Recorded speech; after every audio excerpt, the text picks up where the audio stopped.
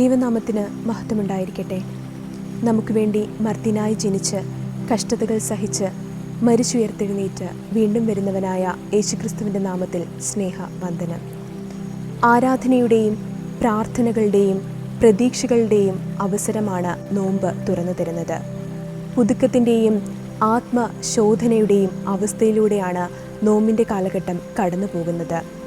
നന്മകളെ എണ്ണുന്നതിന് പകരം ഇല്ലായ്മയിലും വല്ലായ്മയിലും സ്രഷ്ടാവിനെ കുറ്റപ്പെടുത്തുന്നവരാണ് നാം. മൂല്യങ്ങളെ വിട്ടുകളയുന്ന, ബന്ധങ്ങളെ ബന്ധനങ്ങളാക്കുന്ന ക്രിസ്ത്യാനികളാണ് നാം. ഇത്തരത്തിൽ തിന്മയുടെ ശക്തമായ പരീക്ഷണത്തിലും താൻ ആരാണെന്നും താൻ എന്താണെന്നും താൻ എങ്ങനെ ആയിരിക്കണമെന്നുമുള്ള ഉത്തമമായ ബോധ്യത്തിലൂടെ വിജയഗാഥ രചിച്ച ക്രിസ്തുയേശുവായിരിക്കണം നമ്മുടെ മാതൃക. അത്തരത്തിലുള്ള വിജയഗാഥ നമുക്ക് ദർശിക്കുവാനായിട്ട് സാധിക്കുന്നത് വിശുദ്ധ മത്തായിയുടെ സുവിശേഷം 4-ാം അധ്യായം 1 മുതൽ 11 വരെയുള്ള തിരുവചനത്തിലാണ്. തിന്മയുടെ മൂർത്തീഭാവമായ പിശാചിനാൽ ക്രിസ്തുനാഥൻ നേരിട്ടുള്ള കഠിന പരീക്ഷണത്തിൽ അകപ്പെടുകയാണ്. ദൈവപുത്രൻ ആയിരുന്നെങ്കിൽ കൂടി മർത്യഭാവത്തോടും അതിൻ്റെ ബലഹീനതകളോടുമുള്ള വെല്ലുവിളി കൂടിയായിരുന്നു അത്. തിരുവചനം ഇപ്രകാരം സാക്ഷിക്കുന്നു: ദൈവത്തിന് പദ്ധതികളുണ്ട്, അത് നമ്മുടെ നാശത്തിനായിട്ടല്ല ക്ഷേമത്തിനായിട്ടുള്ള പദ്ധതിയാകുന്നു. അപ്രകാരമത്രേ സ്നാനത്തിൻ്റെ അനുഗ്രഹകരമായ നിറവിൽ നിന്നും അതേ പരിശുദ്ധാത്മാവ് മരുഭൂമിയുടെ ഏകാന്തതയിലേക്ക് നാഥനെ നയിക്കുന്നത്.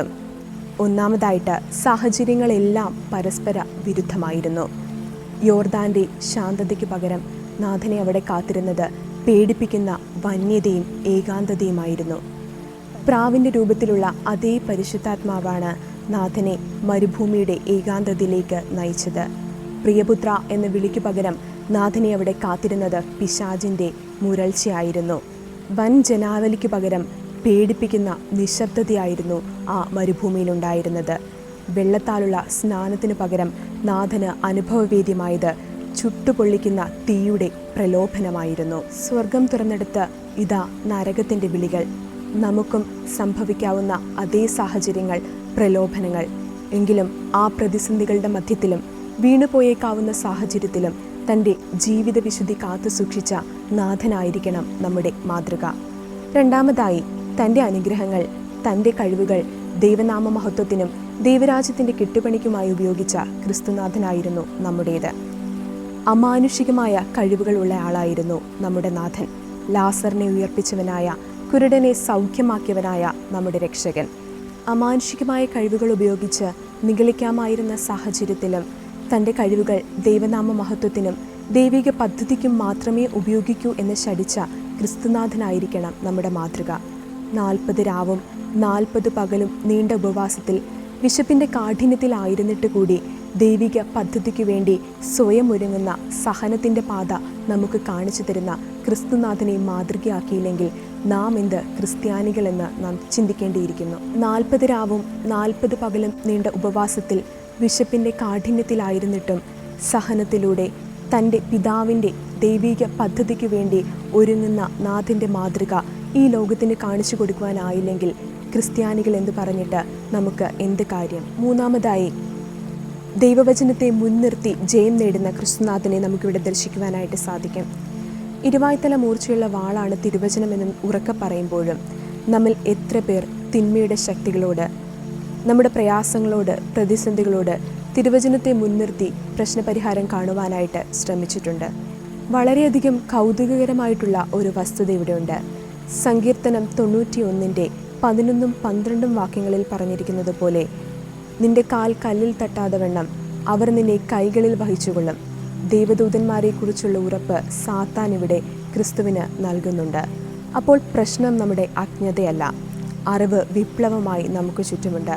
എന്നാൽ ഇതിൽ നിന്ന് വേണ്ടത് തിരഞ്ഞെടുക്കുവാനും സ്വാംശീകരിക്കുവാനും നമുക്ക് സാധിക്കുന്നില്ല. അതാണ് ഇന്നിൻ്റെ വെല്ലുവിളിയും നമ്മുടെ പരാജയത്തിൻ്റെ പ്രധാന കാരണവും.